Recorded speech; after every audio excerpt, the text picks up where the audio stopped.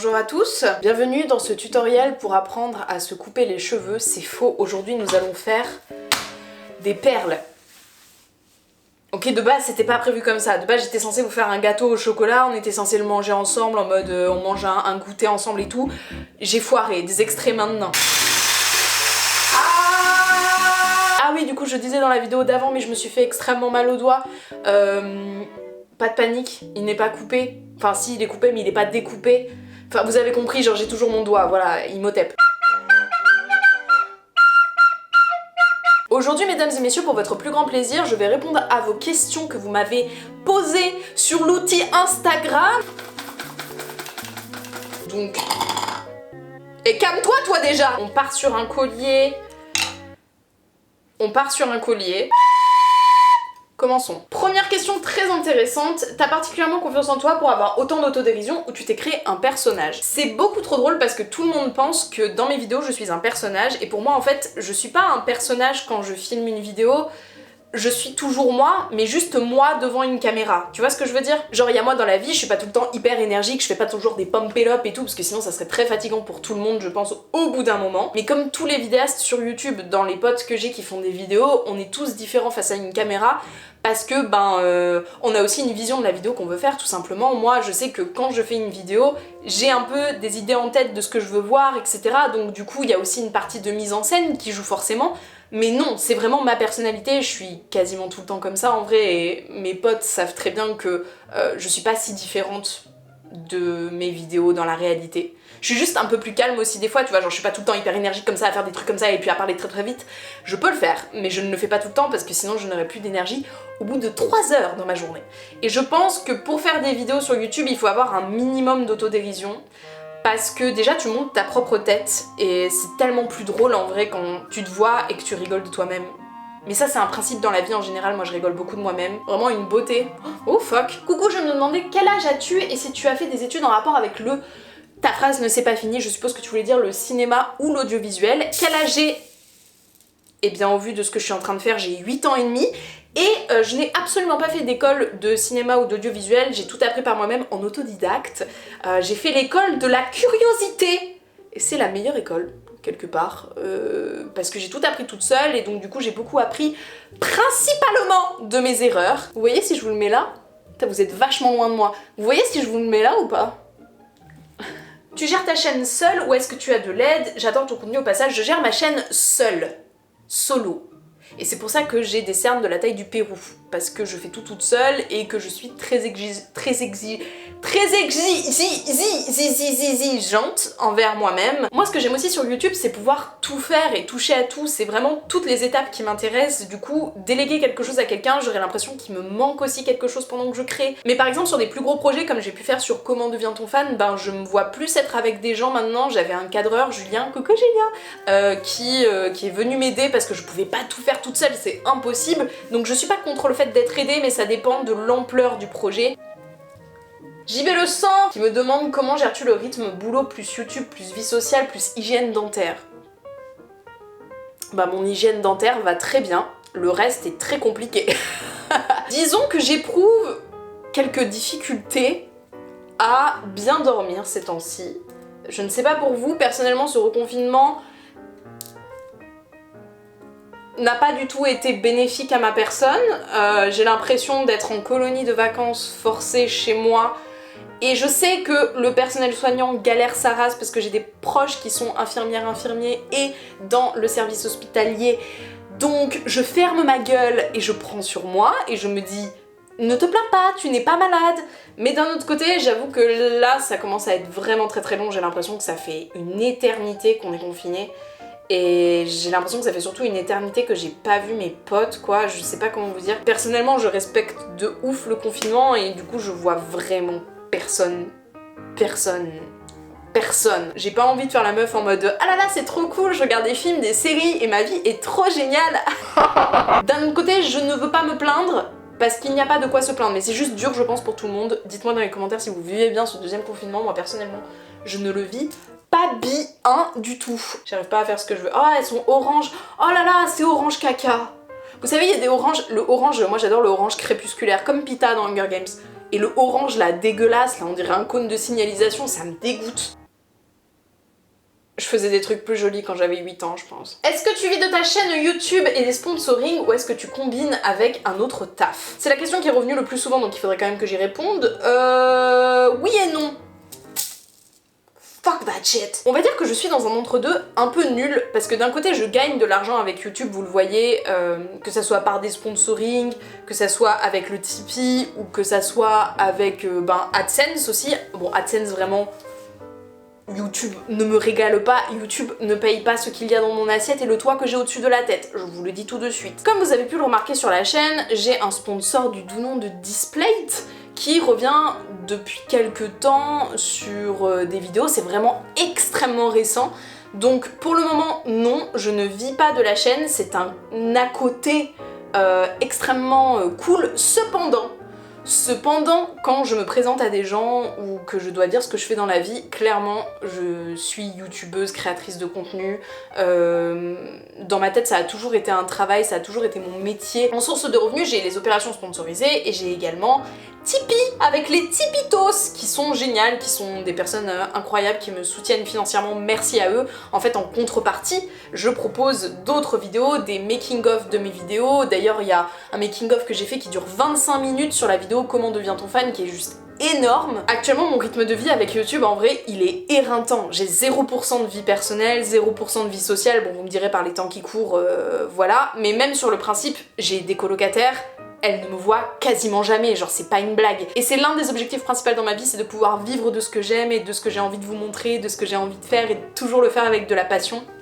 De la passion. Donc voilà, ça serait vraiment trop génial si je pouvais arriver à vivre de mes créations sur internet de manière générale, ça serait trop cool, j'aimerais trop. On croise les doigts. Abonnez-vous. Hello, as-tu des projets de featuring? J'ai bien rigolé devant la vidéo de Max Bird. Et il y a eu énormément de questions par rapport aux collaborations. Il va falloir que l'on cause, vous et moi.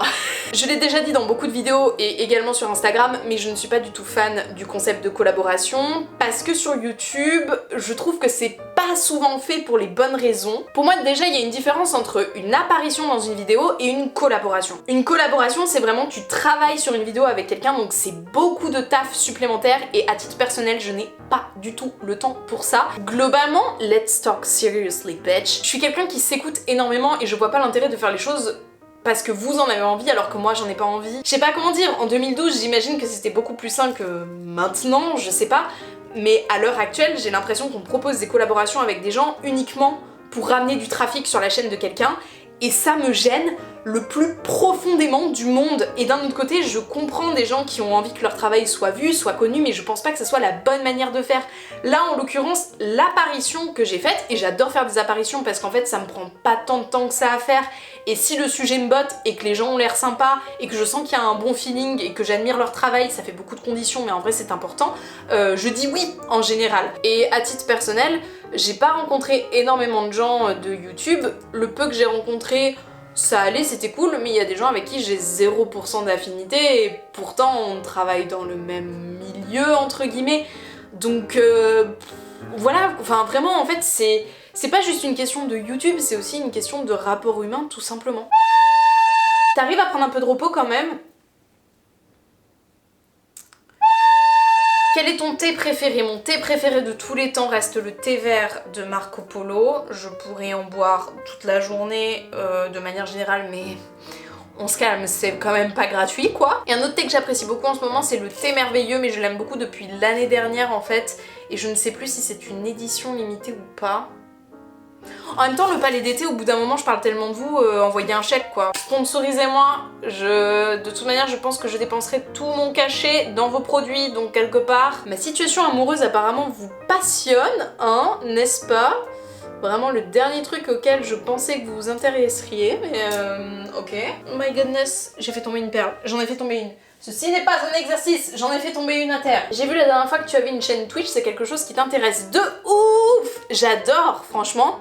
J'ai essayé la dernière fois, on a fait un petit test avec principalement des gens, des Tipeetos, parce que je leur avais partagé le lien. Et maintenant il y a un Discord que JB le sang a fait, vous imaginez? Waouh! Allez vous abonner sur Twitch et rejoignez le Discord, s'il vous plaît, comme ça on sera de plus en plus nombreux, et quand je streamerai comme ça on pourra faire peut-être des petites FAQ comme ça qui seront je sais pas, plus régulière, ou alors on pourrait parler des vidéos, on pourrait regarder des films, on pourrait faire plein de choses. Une question de Margot qui me demande si j'ai déjà ressenti le syndrome de l'imposteur avec ma chaîne. Non, je dirais que non, mais pour être sûre à 100%, je vais quand même rechecker la définition, attendez. La personne qui souffre du syndrome de l'imposteur doute en permanence de la légitimité de ses succès et déteste être au centre de l'attention. Ce syndrome exprime un sentiment désagréable de doute permanent qui consiste à ne pas se sentir légitime dans son statut actuel et à avoir des difficultés à s'approprier ses propres succès. Elles se perçoivent souvent comme des dupeurs-nés qui abusent leurs collègues, leurs amis, leurs supérieurs et s'attendent à être démasqués d'un jour à l'autre. Non, j'ai vraiment pas ça. Bah c'est cool que je l'ai pas, tu vois, mais non, j'ai vraiment pas ça. Déjà, de 1, je pense que j'ai pas le temps de me poser ce type de questions. Déjà, pour commencer par ça. Je suis très fière de moi, de ce que j'ai accompli, je suis très fière de mon travail. Je ne doute pas du tout que j'ai du talent, mais ce talent, je l'ai travaillé sa race. J'ai fait clé de bras là comme ça, Pour moi, si tu veux, dans ce qu'on fait, surtout sur YouTube, la chance a forcément sa place, mais c'est pas du tout le premier facteur en fait. Bien sûr que je suis trop contente que vous soyez là, mais si je faisais de la merde, vous seriez pas là. Vous avez pas des goûts de chatte. Quand même. Je veux dire, un peu de respect quoi, merde. Ah, c'est hyper intéressant parce qu'en fait, ce concept renferme, je trouve, plein de concepts qui sont importants de déconstruire. J'ai envie de faire un podcast. J'ai envie de faire un podcast sur le syndrome de l'imposteur. Ah, mais c'est terrible. Mais ça doit être horrible. En vrai, j'aimerais pas du tout que ça m'arrive. Je pense qu'aussi, et ça c'est plus dû à mon vécu personnel pour le coup, je pense que j'ai vécu trop de galères et de taf et d'expériences de vie compliquées pour avoir ce syndrome et du coup, c'est peut-être ça qui me permet de pas l'avoir, je sais pas. Je vais vous raconter une petite anecdote personnelle.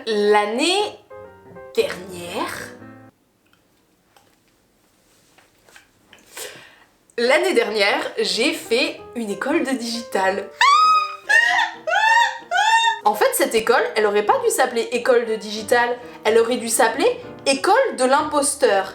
École des impostures.org, elle aurait dû s'appeler. Comme ça, elle aurait toujours été digitale dans le numérique, n'est-ce pas? Vous voyez, parce qu'il y a un .org à la fin. Ah, désolée, j'ai tellement rigolé que je suis allée pisser. J'ai donc payé 5 000 € pour un diplôme non reconnu par le ministère de l'Éducation, n'est-ce pas?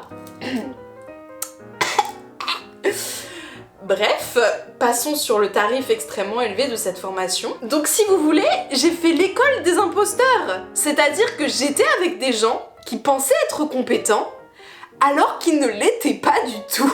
Dans le sens où j'ai eu des intervenants avec des responsabilités bien trop éclatées, qui nous donnaient des conseils bien trop nuls pour ce qu'on payait. Mais j'ai eu aussi des profs qui étaient très cool, dont ma prof de graphisme. Big up Aurélie, si tu passes par là, tu es l'une des meilleures profs que j'ai eues de toute ma vie. Tu m'as fait aimer une matière que je ne soupçonnais pas pouvoir aimer un jour, donc... du positif aussi dans cette école, voilà, il n'y a pas que des trucs qui n'allaient pas. Je vous suis hyper reconnaissante d'être là, parce qu'il y a 1 an tout pile, j'avais 2000 abonnés et très concrètement, je considérais déjà YouTube comme mon métier, on va pas se le cacher, mais je gagnais pas du tout de sous avec, je me disais pas, ah, est-ce que potentiellement je voudrais en vivre? C'était un rêve qui était inatteignable. J'ai tout appris en autodidacte, j'ai fait un maximum d'erreurs, un maximum de bourdes, un maximum de choses qui peuvent plus se voir aujourd'hui en public parce que, tout simplement, ça ressemble pas à la qualité que je peux produire aujourd'hui. Mais j'ai totalement conscience de ma valeur et ayez conscience de ce que vous valez. Il n'y a pas...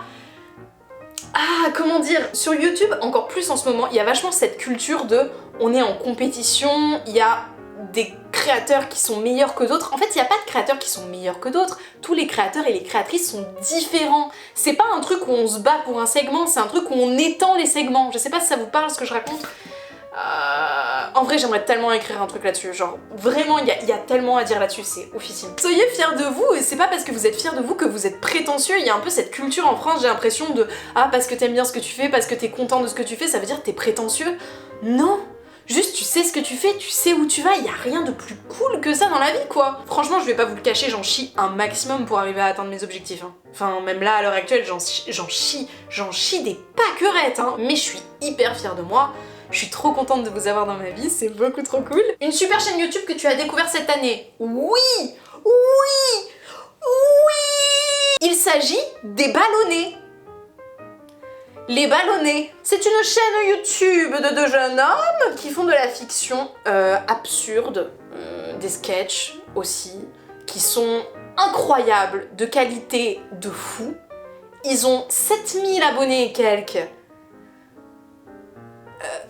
abonnez-vous. Moi mes deux sketchs préférés clairement c'est Sauve-moi et Le Café.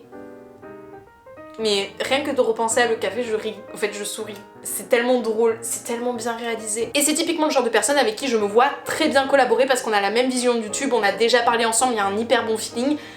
Typiquement, ce genre de chaîne incroyable, s'il vous plaît, allez les voir, allez les soutenir, c'est fou ce qu'ils font, c'est fou, ces garçons, ils sont très doués. Est-ce qu'il est assez long pour être un collier? Bah absolument pas. C'est pas assez long pour être un collier et trop long pour être un bracelet. Vous voyez le dilemme dans lequel je suis ou... Putain mais c'est l'histoire de ma vie ça.